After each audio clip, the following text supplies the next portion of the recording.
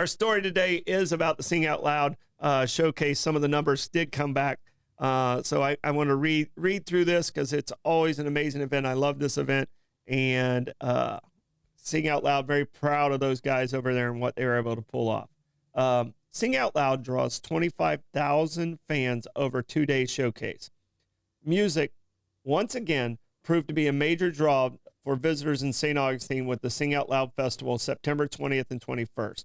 The centerpiece, the Live Wildly Showcase at Francis Field, attracted an estimated 25,000 fans.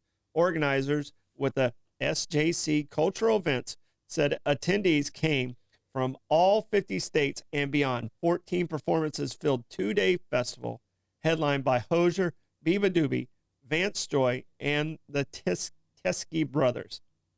The showcase didn't just boost tourism, it also raised $130,000 in support for land conservation efforts right in St. Johns County. Officials said this year's lineup featuring artists of similar styles helped triple the number of 2-day passes sold compared to the single-day tickets that were sold last year, which aligned with the goal driving overnight tourism during the slower time of year. The excitement stretched beyond the festival grounds. Fans at Spinster Abbott got to an unexpected late-night treat with Vance Joy, who delivered a surprise pop-up. Festival organizers called the event a success and on multiple fronts and boosting tourism, raising money for conservation, and strengthening community connection. Lisa Shipley of the Live Lively Foundation added that the strong turnout will directly benefit the wild Florida and local conservation projects. I love the fact that this helped tourism, which is in September, and Dave, you know about tourism in September. It's always a little, we just are surviving, right? Right. And this weekend gives us that little shot in the arm that we need. But were you able to see any of the events at all? Okay, so listen, I am so lame. I am the wrong person to ask because you were reading all those band names. I didn't recognize a single one. To be honest with you, I knew Hozier. Yeah, that's the only one I knew going into it. And I researched all the other ones, and it was a really cool lineup. But we're a little different age than where we're at. Aiden, I mean, going into it, how many bands did you know? Like 3, maybe. 3. Yeah. Okay.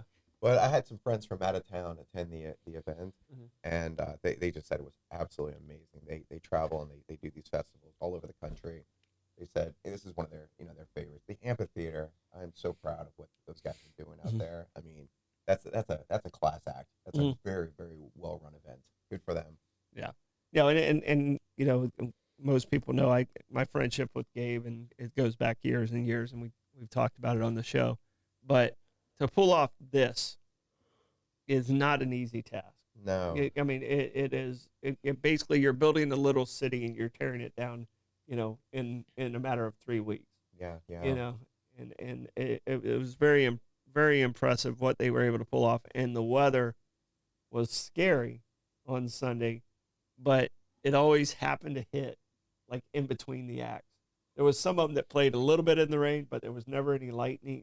Florida, we always have a chance of lightning, and it just, and they had enough places where you could get away and get out of the rain if you wanted to.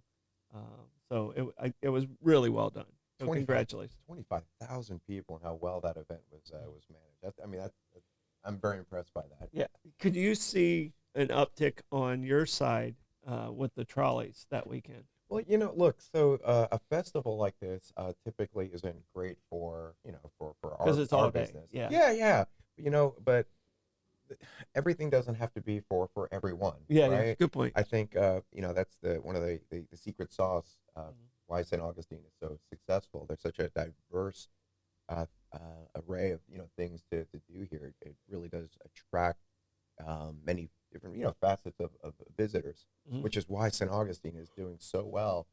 And I mean, I know it's slow right now, but we're just talking about September being so slow and tourism's been a little soft.